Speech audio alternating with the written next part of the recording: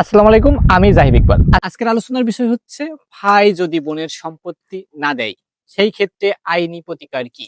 এ বিষয়ে কথা বলতে হলে বন্টন আইন 1893 এবং দেওয়ানি কার্যবিধি 1908 এর ধারা 54 এবং আদেশ 26 নিয়ে কথা বলতে হবে। এখানে বলছে বন্টন মামলা যখন বোন তার সম্পত্তি ভাই দিবে না সেই ক্ষেত্রে বোন হচ্ছে ভাইয়ের বিরুদ্ধে দেওয়ানি আদালতে বন্টন মামলা দায়ের করতে পারে। এখানে উত্তরাধিকার সূত্রে এবং তার নিজের যে সম্পত্তি সেইটার সীমানা নির্ধারণের জন্য বন্টন মামলা করতে পারে। দ্বিতীয়ত সুনির্দিষ্ট প্রতিকার আইন 1877 ধারা 42 অনুযায়ী সুট ফর ডিক্লারেশন, এখানে যখন ভাই বোনের উত্তরাধিকার হওয়ার অধিকারী অস্বীকার করে সেই ক্ষেত্রে বোন তার অধিকার ফেরানোর জন্য ঘোষণামূলক মামলা করতে পারে।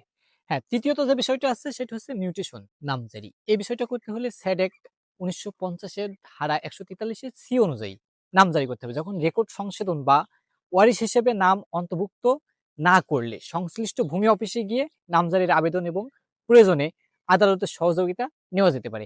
এখানে আমরা যে বিষয়গুলো নিয়ে কথা বলেছি, এখানে হচ্ছে যখন একটা ভাই তার বোনের সম্পত্তি দিতে অস্বীকৃতি জানায়, তখন উক্ত কন্ডিশনে যদি তার বোন মামলা করে বা আবেদন করে সেই ক্ষেত্রে সে তার সম্পত্তি বুঝে পাবে। ধন্যবাদ আপনাদের আমাদের সাথে থাকার জন্য। দেখা হবে অন্য আরেক কোনো ভিডিওয়। সেই পর্যন্ত সবাই ভালো থাকুন, সুস্থ থাকুন।